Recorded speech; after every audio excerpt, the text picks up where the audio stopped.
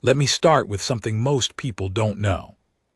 When the Galactic Coalition first voted to allow a human military observer to embed with one of their active combat units, the vote wasn't close.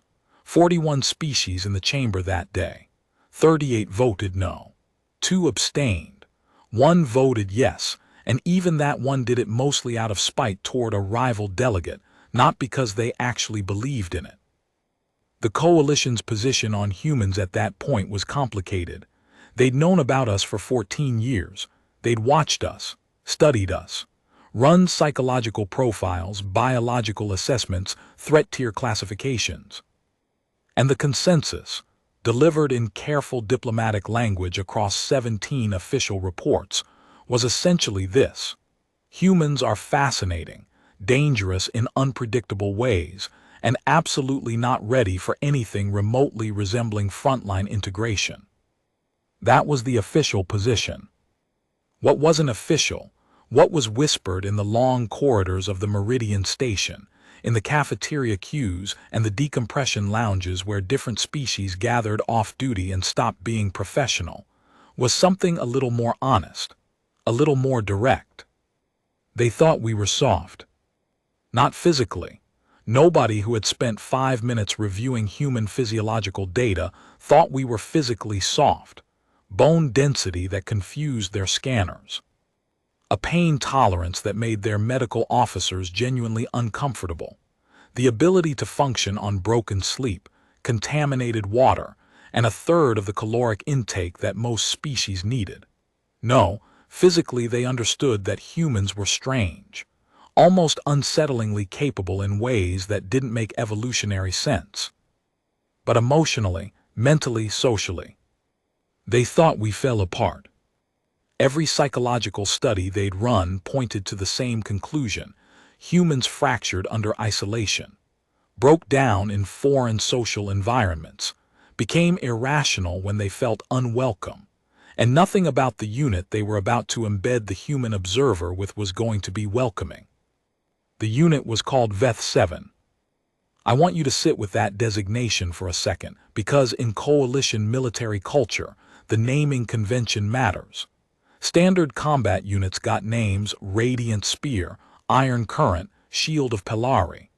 Those were the names for units that were supposed to inspire confidence, project strength, be visible to the public. Veth-7 had no name like that.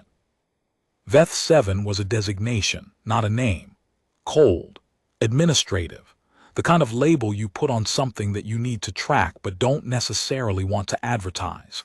They'd been operating for 11 years by the time this story begins, and in those 11 years, they had developed a reputation that made senior commanders nervous in a way that was hard to articulate. Not because they were failures. Everything they did brilliantly. Better than brilliantly.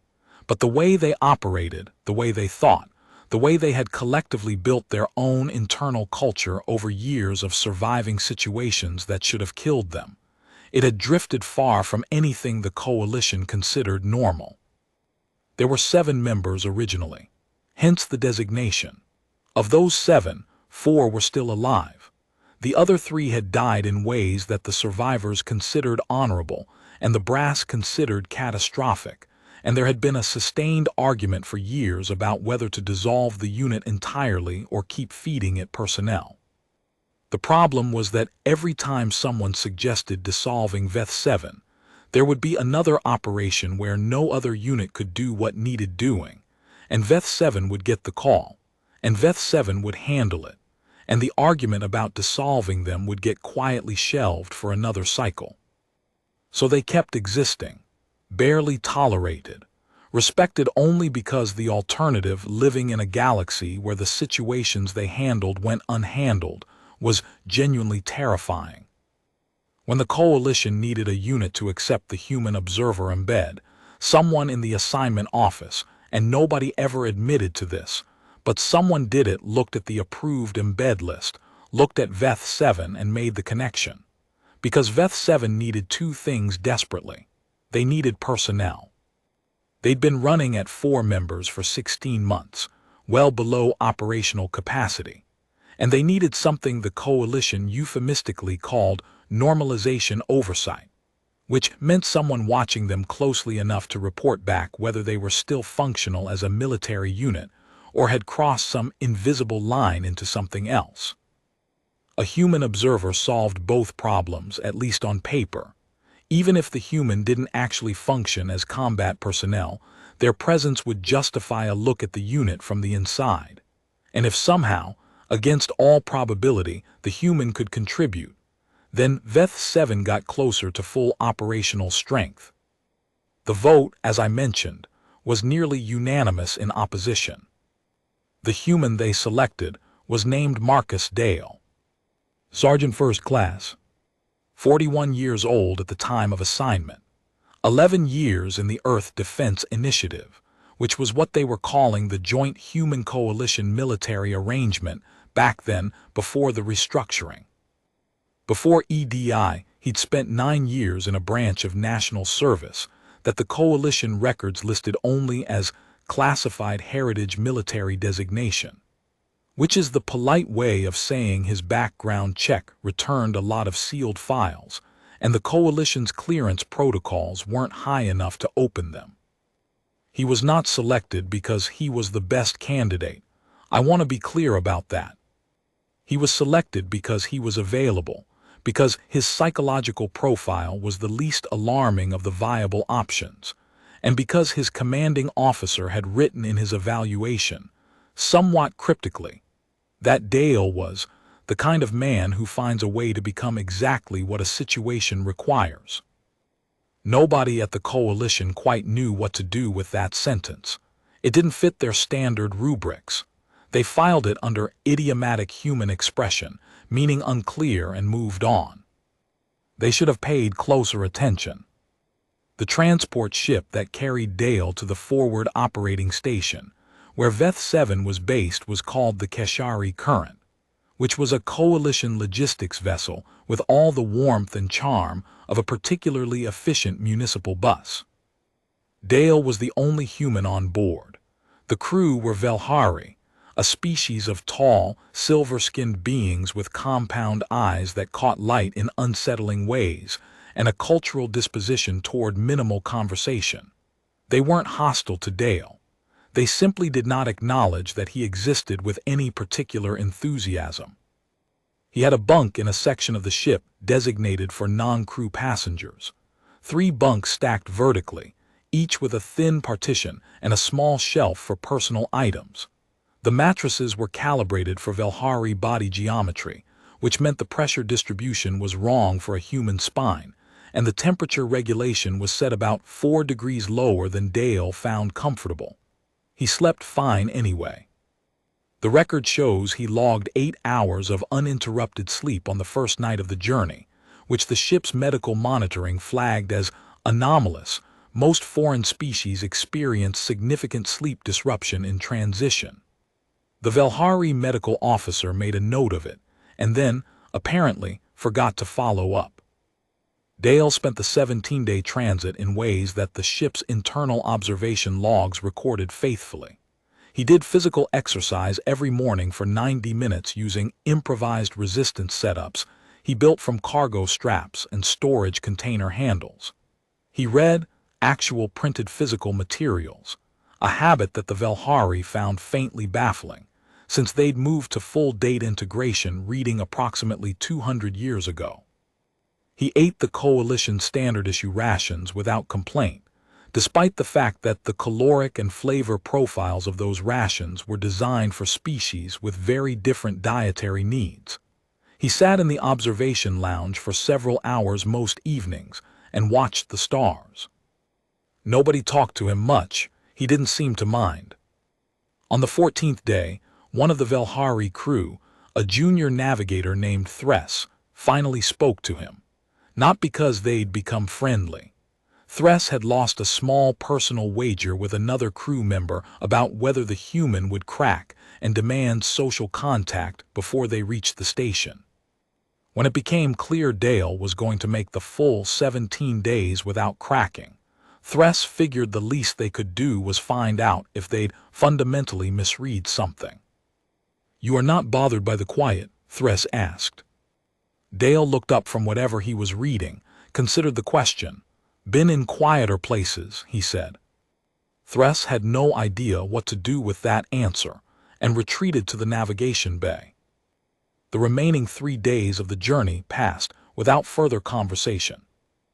The forward operating station was called Outpost Meridian 9, which sounds grand and says nothing useful about the actual reality of the place.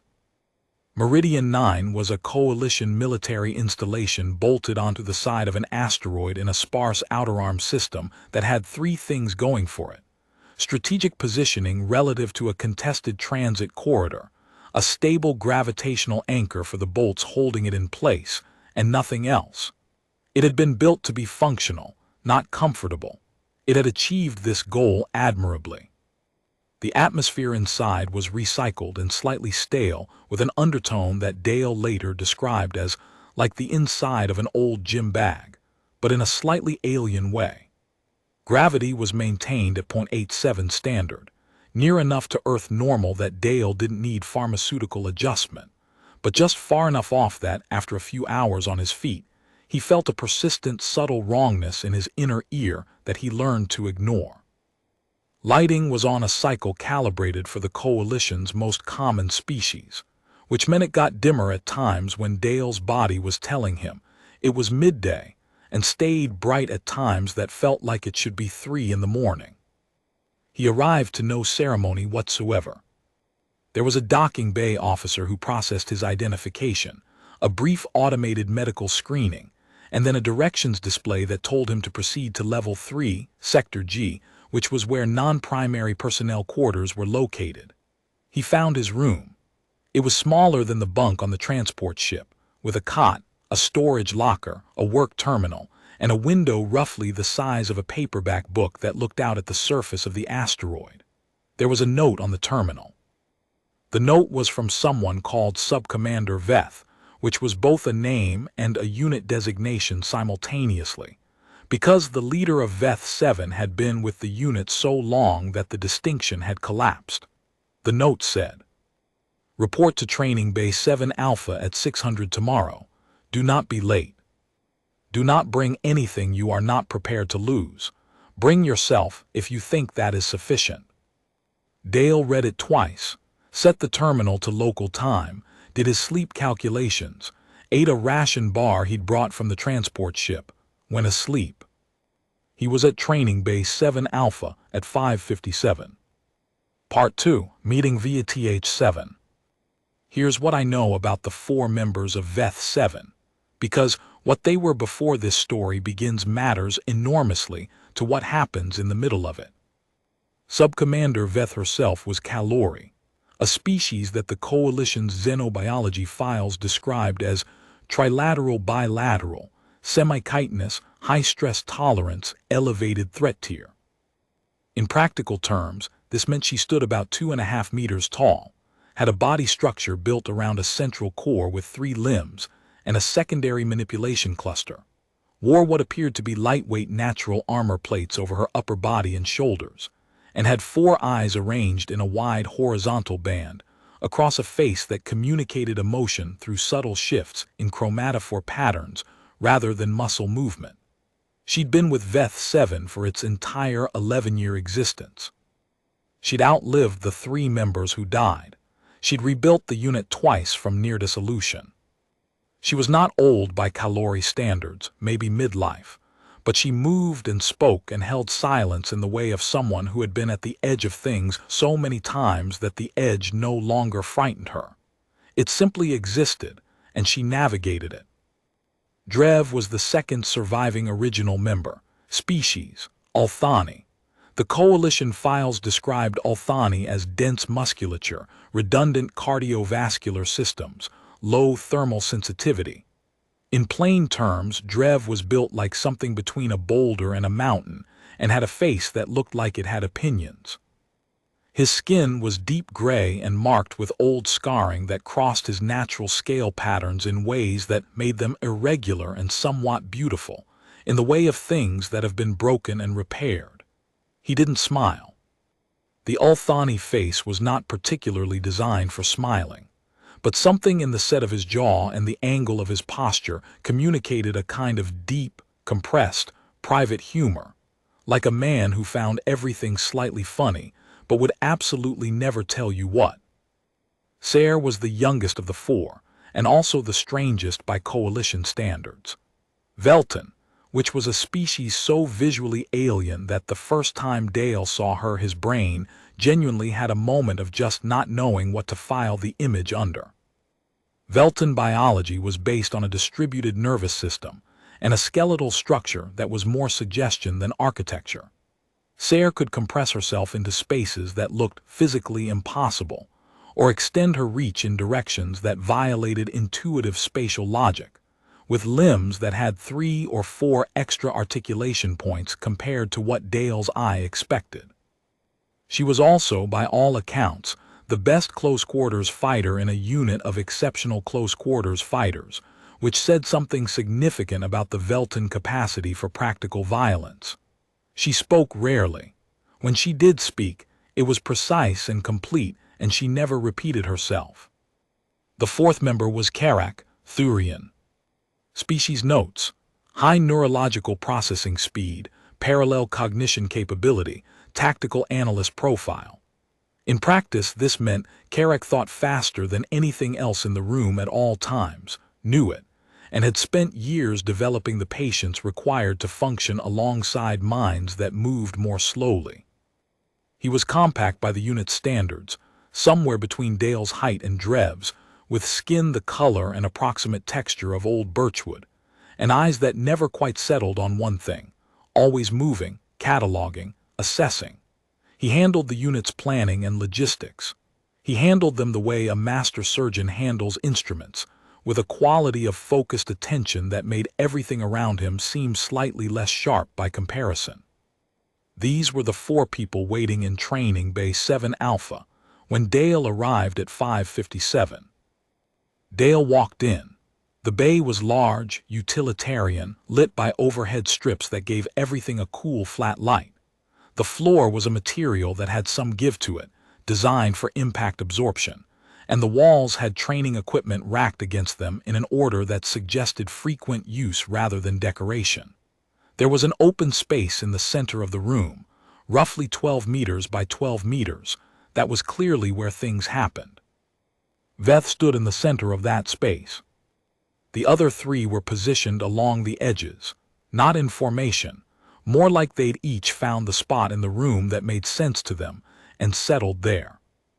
Drev was leaning against the wall to the left with his arms crossed, which made him look like a wall leaning against a wall. Sayre was crouched on top of a storage crate to the right, at a height that put her eyes roughly level with a standing person's chest, watching with that particular Velton quality of absolute motionless focus. Karak was at a small console near the back, looking at something, but Dale had the impression that looking at something was just the thing Karak was doing on the surface, and that the deeper processing was already entirely about the new arrival. Dale walked to the center of the room, stopped, stood in a posture that was not quite attention and not quite casual, the practiced stillness of someone who knew how to be in a room without demanding space from it. Veth looked at him for a long moment without speaking. Then she said, in coalition standard, "You are 3 minutes early." 17, Dale said. "I've been outside the bay for 17 minutes. I figured you had a private pre-discussion and I didn't want to intrude." There was a pause. Karak at the console looked up. Veth's chromatophores shifted in a pattern that Dale later learned meant something approximately like interesting. At the time, he didn't know what it meant. He just waited. "You waited outside for 17 minutes, Veth said, rather than entering." "The door wasn't locked," Dale said, "and it wasn't coded for access restriction, which means you could have locked it if you wanted privacy. You didn't, which means either you wanted to be interruptible or you didn't think of it. Either way, it wasn't my call to make." Another pause, longer. Drev, against the wall, made a sound that might have been a laugh or might have been him clearing his throat.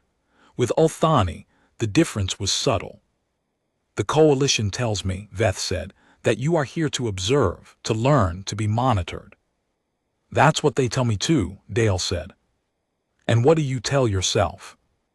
Dale thought about this for a second, not because he didn't know the answer, but because he was deciding how much of the real answer to give, and whether this was a situation that rewarded honesty or caution.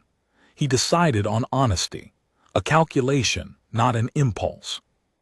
"I'm here to be useful," he said. "That's all I know how to do." Veth said nothing.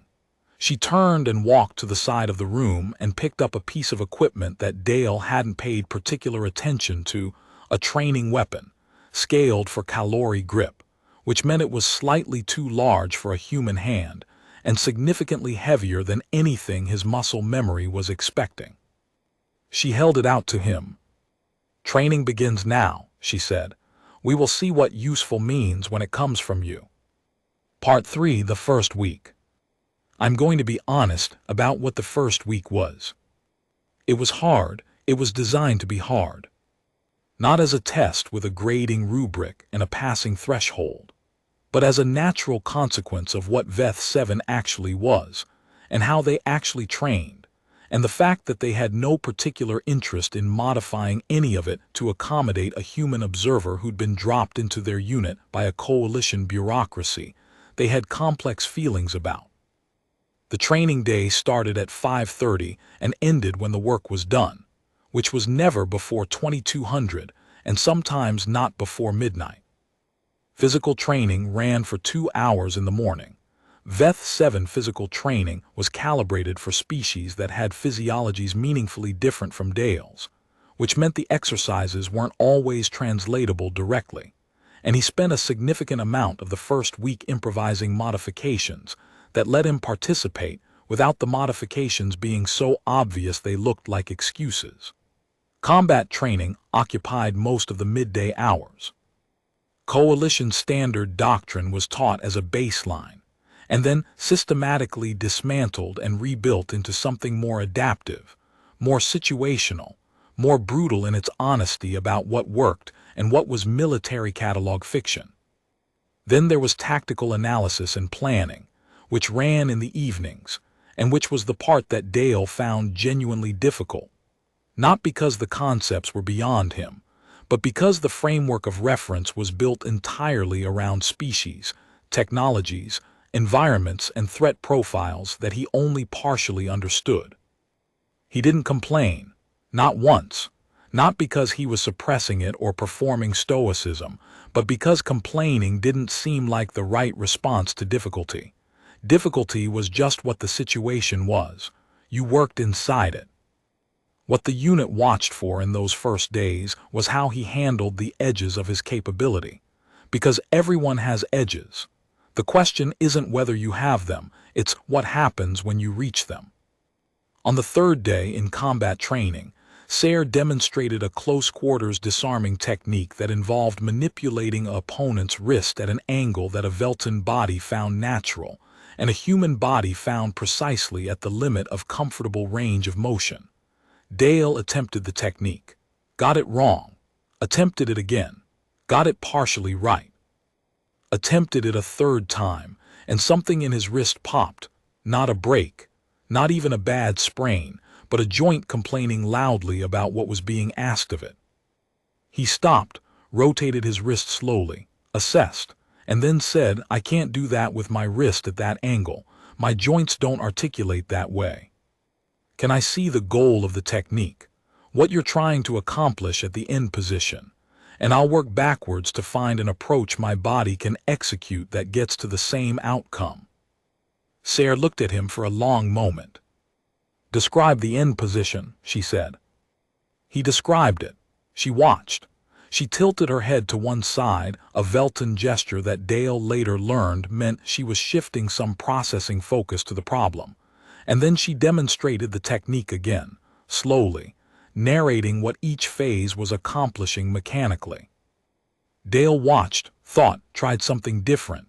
A different grip entry, a different body angle, a different leverage point, slower, less elegant, but it arrived at approximately the same place. He looked at Sayre. Does that work? Sayre considered it. It is slower, she said. Yes, but you can execute it under stress. I think so. Then it works, she said, and moved on to the next technique. That was the whole exchange. No praise, no acknowledgement beyond the functional assessment. But Karak, who had been watching from the side, made a note in his personal log that the Coalition Review Board later obtained, and that reads, Human-adapted technique to constraint without complaint or deflection. Solution orientation consistent. Flag for pattern. Pattern, that's the word that mattered. Karak was watching for patterns from the beginning. On the 5th day, something happened that wasn't part of training. Outpost Meridian 9 was a working military installation with personnel from multiple units rotating through on various assignment schedules. It wasn't a huge population, maybe 200 on base at any given time, but it was diverse enough that you encountered different species, different unit cultures, different attitudes in the corridors and the mess hall and the shared facilities. One of the other units based at Meridian 9 at that time was called Radiant Shield, a name-not-designation unit, which tells you something about their status. Standard Coalition composition, well-equipped, well-regarded in the ways that mattered to people who cared about Coalition metrics. They had heard about the human observer embed with Veth 7 because it was, at that point, the most interesting thing to talk about at Meridian 9. And their attitude toward it ranged from skeptical to actively contemptuous, depending on the individual. Their unit lead, a Palari named Tesek, was in the latter category. Tesek had filed 2 formal complaints about the human embed program before Dale even arrived, both of which were noted and ignored by the Coalition administrative apparatus. He had strong opinions about species hierarchy and Coalition readiness standards, and the signal that allowing humans into operational units sent to the broader military community. These were opinions he shared with some frequency. On the 5th day, Dale was in the mess hall, alone, eating a meal that he'd supplemented with some of his own brought supplies, because the standard rations weren't quite hitting the caloric mark he needed for the training load. He was reading. He was minding entirely his own business. Tesek came over. Not alone. 2 of his unit members, both Palari, came with him in the way that suggested this was more performance than conversation. Human, Tesek said. The word had a quality in his delivery that turned it into something adjacent to an insult, without quite crossing the line into one. Dale looked up. That's accurate, he said. You are assigned to Veth 7. Yes. As an observer. That's the designation. Tesek looked at him with the specific expression of someone who has a point they've been waiting to make. Veth 7 is a unit that operates in conditions where hesitation kills, he said. Where species differences are not administrative categories, they are life-or-death variables. You are an observer because you are not equipped to be anything else. I want to be certain you understand that before you get someone killed because you thought you were more than what you are. The mess hall had gotten quieter. Not silent, but the ambient noise had dropped in the particular way it does when people are paying attention while pretending they're not. Dale put his fork down, not dramatically. Just set it down the way you do when you've decided you're not going to eat for the next minute. He looked at Tesek for a moment. His expression, by every account in the room that day, was entirely calm. That's a reasonable concern, he said. I'd have the same one in your position. I'd want to know if the new person understood their limitations. Tesek seemed slightly caught off balance by this. He'd expected something defensiveness, maybe, or embarrassment, not agreement. So you admit, he started. I admit I'm new here, Dale said. I admit I don't know everything about how this unit operates and I'm learning. I admit there are things about this environment and this work that I'm still getting my head around. He picked his fork back up. I don't admit I'll get someone killed, because I won't. I have enough experience with that particular risk to know how to avoid it. He looked back at his food. but I appreciate the concern." Tesek stood there for another moment. There wasn't quite anywhere to go with the conversation from there, and he seemed to know it. He left. His unit members followed. The mess hall's ambient noise returned to normal. Nobody in Veth 7 was in the mess hall when this happened, but Meridian 9 was a small installation with a robust informal communication network, and by that evening every member of Veth 7 had heard an account of the exchange. Karak's log from that night reads only, "Controlled," knew exactly what the situation required. No ego involvement. Note: discipline under social pressure may be the most significant variable. Part 4. The drills that changed everything. The second week was different. Not in schedule, the schedule stayed brutal. Not in the physical demands or the tactical instruction. Different in a quality of attention. A shift that Dale felt but couldn't entirely articulate. Like the unit had run some internal calculation and arrived at a new working hypothesis about him, and the hypothesis was cautiously different from the starting one. On the 9th day, Veth introduced something called the collapse drill. The premise of the collapse drill was simple and unpleasant. The team would take a standard operational scenario, entry into a defended structure, rescue, extract, perimeter, hold, something from the real operational library, and then, at a random point determined by Veth alone, she would call collapse, and one member of the team would be designated non-functional. Gone. Out. The remaining team had to adapt in real time, redistribute roles, and complete the objective.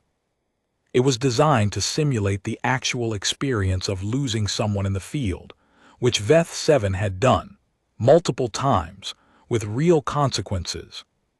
The first run, Veth called collapse and designated Karak. Standard 4-person scenario dropped to 3, Veth, Drev, Ser. Dale was still in observer position, which meant he was present but not integrated into the active team configuration. The scenario required them to extract a simulated casualty from a defended corridor while holding against simulated pursuit. With Karak, it would have involved a specific tactical distribution, where his fast processing handled dynamic threat assessment while the others focused on physical execution. Without him, the team was slower on analysis, which put pressure on Drev and Ser to make faster physical decisions with less information, which created predictable gaps. They completed the scenario, but it took 47 seconds longer than the benchmark, and there was a moment in the middle where the communication between Veth and Drev had a gap that a real enemy would have exploited. Veth stood in the center of the room afterward. She looked at the gap. She said nothing for a moment. Dale, from his observer position, said, "May I?" Veth looked at him. "The gap at the T-junction," he said. "When Drev needed to make the call without Karak's read and took the longer route for safety margin, that's where the seconds went. The issue isn't the route choice. The issue is that without Karak, nobody had bandwidth to track the secondary corridor. If I'd been integrated instead of observing, that's where I would have been." Veth said, "You would have had bandwidth for secondary corridor assessment, while the active team executed the primary objective. Yes, I wouldn't be doing what they were doing. I'd be doing the one thing nobody else had capacity for, watching what everyone else wasn't watching." Veth looked at him for a long moment, then at the rest of the unit. Karak, who had been standing to the side in his collapse designation, was already looking at Dale with an expression that, for Karak, was approximately as close to animated as he got. "Run it again," Veth said. Dale integrated, secondary surveillance position. Karak collapsed. They ran it again. The gap at the T-junction didn't exist. The scenario completed in 38 seconds. 9 seconds under benchmark with a full team, achieved with 3 members and a human who'd been in the unit for 9 days. Nobody said anything extraordinary about it. Veth just said, "Again," and they ran a different scenario. But something had shifted. A door had opened that hadn't been opened before, and everyone in the room could feel the draft from it. Over the following days, Dale's position in the drills evolved, not by announcement or formal reassignment, just by the organic logic of the unit finding where he fit and slotting him into that space with the same practical efficiency they applied to everything else. The observer designation technically remained on paper. In practice, he was running scenarios as a functioning team member by the end of the second week. He had specific strength that turned out to fill specific gaps. The unit had identified long ago that their biggest vulnerability was what Karak called attention distribution under extreme load. The problem that when a situation became intense enough that everyone's cognitive resources were fully committed to immediate execution, no one had bandwidth for the broader picture. The team was exceptional at executing under pressure. They were slightly less exceptional at maintaining strategic awareness when that pressure peaked. Not a fatal flaw, they'd survived 11 years on the strength of their other qualities, but a consistent point of weakness. Dale had what can only be described as an unusual quality of situational attention. He could be in the middle of a physically demanding task and simultaneously track things at the periphery with a consistency that Karak found genuinely baffling when he started formally noting it. It wasn't superhuman. He missed things. He made errors, but the pattern of what he noticed and what he missed was different from any of the other unit members. Where they tended to lose peripheral awareness under load, he tended to maintain it. Where they excelled at focused analysis of a specific problem, he sometimes got caught in broad tracking and was slower to commit. The combination, it turned out, was more useful than the sum of the parts. Dale's broad peripheral tracking under load covered the unit's vulnerability. Their focused analytical precision covered his. It was less a team and more something like a distributed attention system, each member compensating for a gap that someone else had. This is not something anyone planned. It's just what happened when 4 experienced operators and 1 human spent 2 weeks training together with enough seriousness that the actual functional reality emerged through the work. By the end of week 2, something that the Coalition's xenopsychology team would later spend significant time analyzing had occurred. The members of VETH-7 had stopped, in any practical internal sense, treating Dale as the observer. They hadn't announced this. There was no ceremony. They simply moved and planned and drilled and ate and occupied the installation as if he was part of them. And the adjustment happened so naturally and so quietly that it was difficult to identify exactly when it had happened. Sayre was the first to demonstrate it externally. On day 14 in the mess hall, the same mess hall where Tesek had confronted Dale on day 5, Tesek's unit came in while VETH-7 was eating. Tesek made a comment, directed at the table rather than at anyone specifically, about the embed program producing visible results. The comment had a particular tone of irony. Sayre turned and looked at him, just looked at him. The Velton focused motionless gaze, which, directed at a Palari, was anatomically significant because the Velton and Palari had enough overlapping evolutionary history that the gaze landed as a specific social signal. It said something like, "You're being observed and categorized and found uninteresting." Tesek moved on without further comment. Dale noticed, didn't say anything, but Karak, who noticed everything, made a note. Sayre defended the unit against external social aggression. Human included without discussion in the unit being defended. Effective integration marker. Part 5. The night it almost went wrong.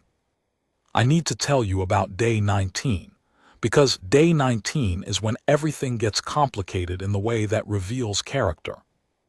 There was a real operation, not a drill.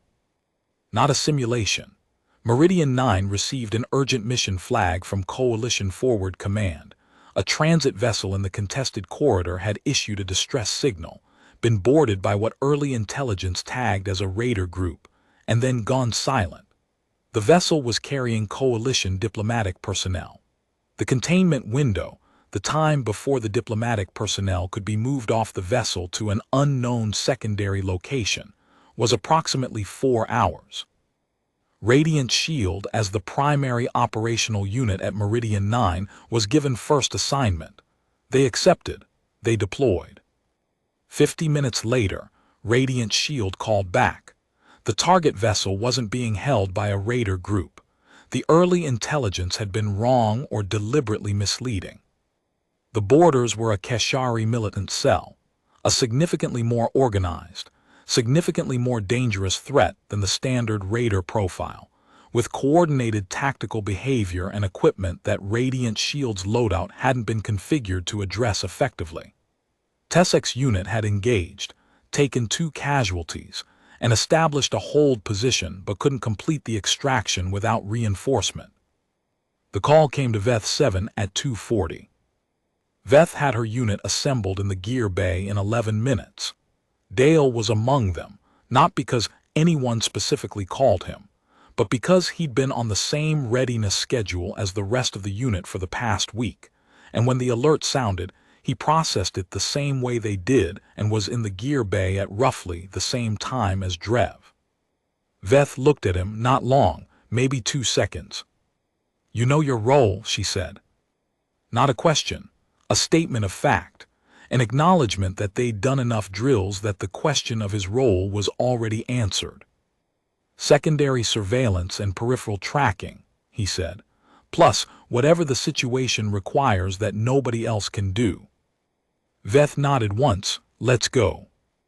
The transit to the target vessel took 31 minutes by tactical fast-drop shuttle, a coalition military transport that was built entirely for speed and entirely not for comfort, which meant the interior felt like sitting inside a metal filing cabinet that was being dropped down a staircase in controlled increments.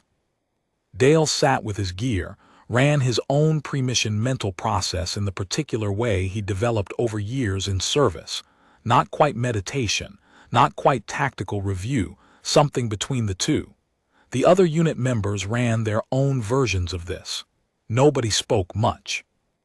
At 23 minutes out, Karak pulled up the intelligence package on his tactical display and walked through what they knew.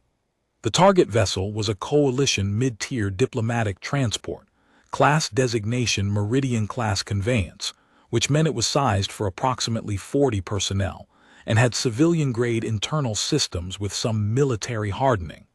The Keshari cell had boarded through the cargo access on the port side. Radiant Shield's hold position was on the forward deck, which meant the cell was somewhere in the mid to aft sections. Diplomatic personnel, 12 in total, were confirmed alive as of 40 minutes ago via a coded signal burst from one of the diplomatic attaches. The plan Karak and Veth had developed in the 11 minutes between alert and departure was structured around a 3-pronged entry, one team element entering through the cargo access, one through an emergency maintenance hatch on the starboard side, and one holding the exterior as a containment force. With 4 people, this was pushing the limits of what you could execute without gaps. With 5, with Dale, it was possible. Dale's specific role in the plan was to enter through the cargo access with Drev and move to a position between the Keshari cell and the diplomatic personnel section. Hold that corridor against any cell movement toward the civilians, and simultaneously keep Veth and Ser updated on anything he was observing from his central position. It was, in a completely unambiguous way, not an observer role. It was an active tactical position. It was the kind of role that you gave to someone you trusted to hold it. Nobody mentioned the observer designation. It had expired, practically speaking, about a week ago. I'm not going to give you a detailed blow-by-blow of the boarding operation, because that's not the point of this story. The point isn't the technical action. The point is 3 specific moments inside it that mattered. The first moment happened 4 minutes after entry. Dale and Drev had moved through the cargo section and taken position in the midsection corridor as planned. The corridor was long and poorly lit. The vessel's power management had shifted during the boarding, and some of the secondary lighting was offline. The darkness wasn't total, but it was thick enough that visibility was down to maybe 12 meters in each direction. Karak's voice came over the comms, quiet, compressed, efficient. Cell movement, aft section, at least 4 individuals, moving forward. Moving forward, toward the diplomatic personnel section, toward Dale and Drev's corridor. Drev readied. He was calm in the way that very large Ulthani soldiers tended to be calm under pressure, a density of focus that resolved in stillness. He was watching the forward end of the corridor. His role was forward threat. Dale was watching the aft end, his peripheral tracking role, and here is where the first moment happened, because what he saw at the aft end of the corridor was not what the intelligence indicated should be there. There was movement, but it was behind a junction that should have been sealed, behind a maintenance access that wasn't on the boarding map they'd been given. There was a second group, not moving toward the diplomatic section, moving around it, going for the communications array. Second group, Dale said on comms, maintenance corridor junction aft. Not in the intelligence package, they're going for comms. 3 seconds of silence, then Karak, confirmed, I see it, adjusting. Those 3 seconds mattered, because Karak had been tracking the primary forward group with his full attention, as the plan required. He would have caught the second group eventually, maybe 30 seconds later, maybe 45. In a tactical action running on a 4-hour window with diplomatic lives at stake, 45 seconds was a significant amount of time to lose. He caught it when he caught it, because Dale was watching the part of the corridor that nobody else had bandwidth for. The second moment came about 8 minutes into the operation. Sayre and Veth had moved through the starboard maintenance hatch and were working through the aft section, neutralizing the Keshari cell positions one by one with the kind of systematic efficiency that made Veth 7 what it was. The primary cell group, the one that had been moving toward the diplomatic section, had been redirected by Drev, who handled that engagement with his characteristic boulder meets immovable object quality. The diplomatic personnel were located. They were in a secondary equipment bay that one of the attaches had identified as defensible and locked from the inside. Karak's voice on the comms confirmed it and gave Dale the position. Dale moved to the equipment bay door, knocked, not a command knock, a regular knock. The kind you do on a door when you're trying not to scare the people on the other side more than they're already scared. Coalition, he said. Extraction team, you're being secured.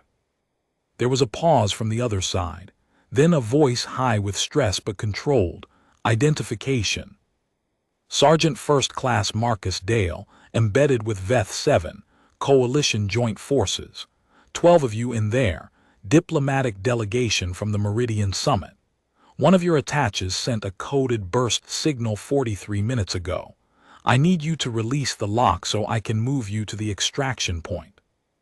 A longer pause, then the lock cycled and the door opened. The 12 diplomatic personnel who came out into the corridor were in various states of composed and not composed. There was one, a young Velhari attaché, probably in their first posting, who was very clearly holding themselves together with the kind of desperate effort that tends to break the moment the immediate threat recedes. Dale looked at them, made a quick assessment, and as he was moving the group down the corridor toward the extraction point, he made a choice that Karak later listed with some emphasis in his notes. He talked to them, not a tactical briefing, just a steady, calm, conversational voice, describing what was happening and where they were going, and that the situation was controlled and they were almost there. Not because it was his job. Because the diplomatic group was on the edge of a collective panic response that would slow the movement and create noise in a corridor that still had threats in adjacent sections. And the most effective way to prevent that was to give them something to hold onto, which in that moment was a human voice being matter-of-fact about the fact that everything was going to be okay. It worked. The group moved quickly, quietly, coherently. The third moment was at the extraction point. There was a Keshari cell member who had been cut off from the primary group during Veth and Sayer's sweep, and had been moving through the vessel trying to find a way out or a position to hold. He found it at the cargo bay, the same cargo bay that was the extraction point.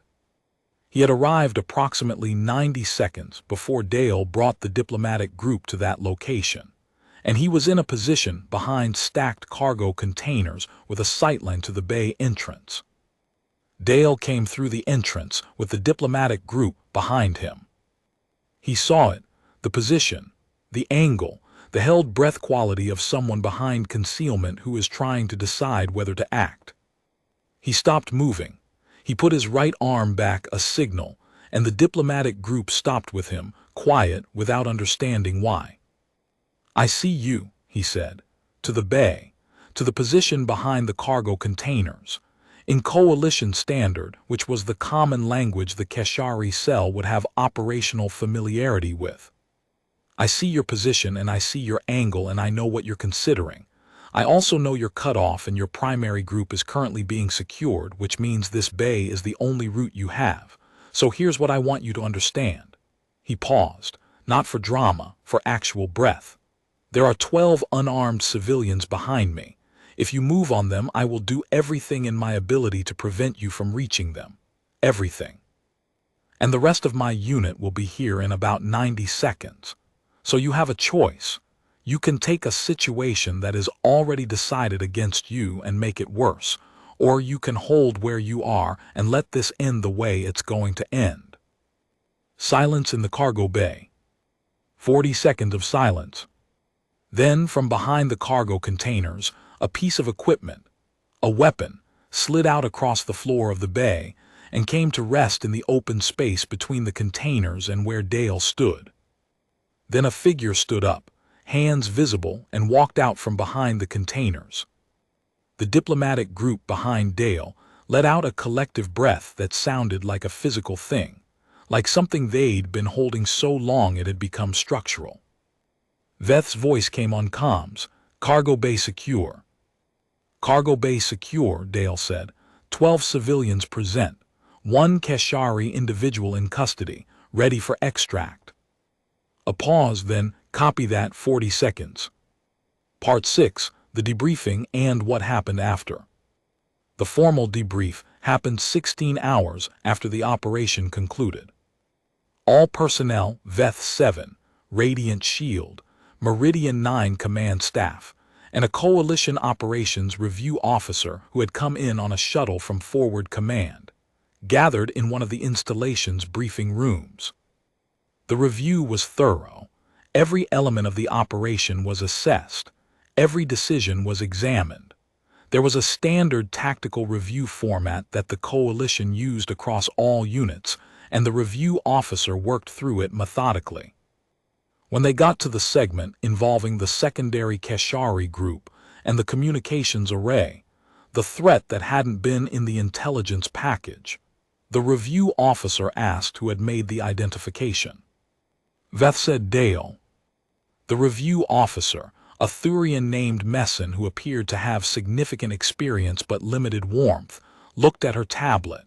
The embed observer.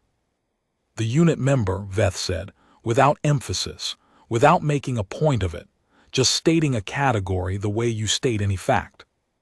Messin looked up, looked at Veth, looked at Dale, made a note. Continue. When they got to the cargo bay extraction, the diplomatic group, the Keshari holdout, the surrender, the review officer asked for a detailed account of the communication used. Dale gave it, straightforward, no performance. He described what he observed, what he concluded, what he communicated, and what happened. Messin was quiet for a moment. Then she said, "You identified the position before approaching. You chose verbal engagement over tactical approach. You referenced the operational situation to contextualize the strategic reality for a combatant who had incomplete information, and the outcome was a compliance event rather than a use of force event." She made another note. "That is a non-standard response pattern for that scenario type." "Yes," Dale said. "Why non-standard?" Because the standard assumes the combatant is fully informed of the situation and choosing resistance. In my assessment, the combatant wasn't fully informed. They were cut off, separated from their command structure, and operating on outdated information. Given accurate information, the rational choice was different from what they were likely considering. So I gave them accurate information. Messon looked at him for a moment, then back at her tablet. "Noted," she said. The debrief concluded. The review officer's report went up the chain.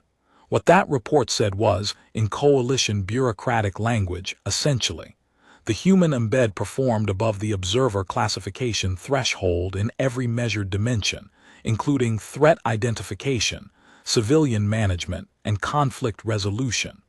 Recommend reclassification pending further assessment. The evening after the debrief, Veth 7 ate together in the mess hall, all 5 of them. This was normal by that point. They'd been eating together most evenings for the past week. What was different this evening was that Veth brought something. In Kalori culture, there is a thing they do after a successful operation, after something that tested them and came out the right way on the other side.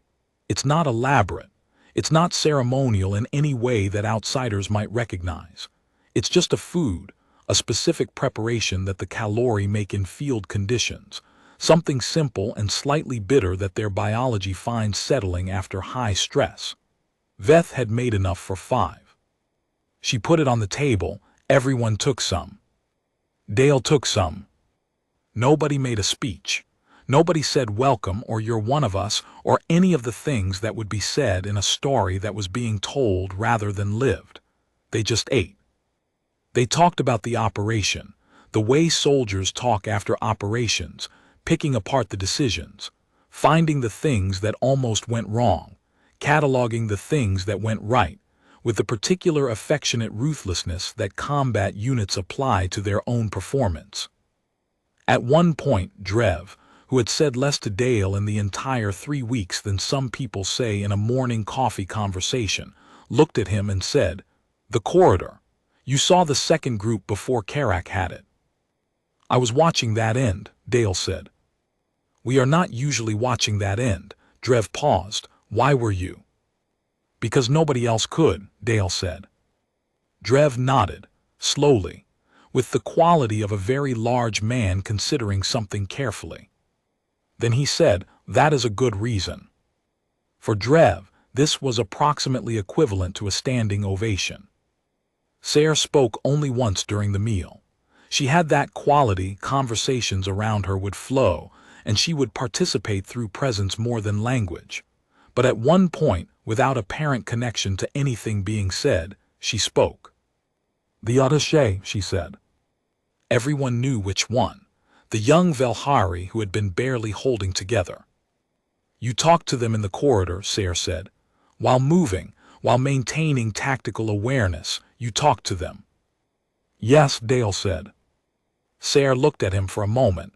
"We do not usually do this." "I know. It was effective." "Yes." Another moment. Then Sayre said something in Velton, her native language, and then immediately translated it, which was unusual for her. She said, "My people have a phrase. It means approximately the weapon that knows what it is used for cuts better. I had not previously considered applying it to a person." Dale thought about this. "I'll take that," he said. The corner of Sayre's expression, to the degree that Velton expressions were readable to him yet, shifted in a direction he thought might be as close to warm as Sayre got. Karak said nothing all evening until the very end, which was consistent with his style, collecting, processing, delaying conclusion until the data set was sufficient. Then, as they were finishing, he set down his utensil and looked at Dale with those always moving, cataloging eyes settled, for once, still. "I have been tracking your pattern," he said. "I figured," Dale said. "You are different from what we expected." "I know." "Not superior," Karak said. "Not inferior, a different composition." He tilted his head slightly. "We have operated at 4 for 16 months. In that time, there have been 7 operations where a 5-person unit would have produced a significantly better outcome. In 3 of those, the difference between 4 and 5 might have changed who came home. He looked at the table for a moment, then back at Dale. I am telling you this because you should understand what your presence in that gap means. Dale was quiet for a moment. I understand it, he said.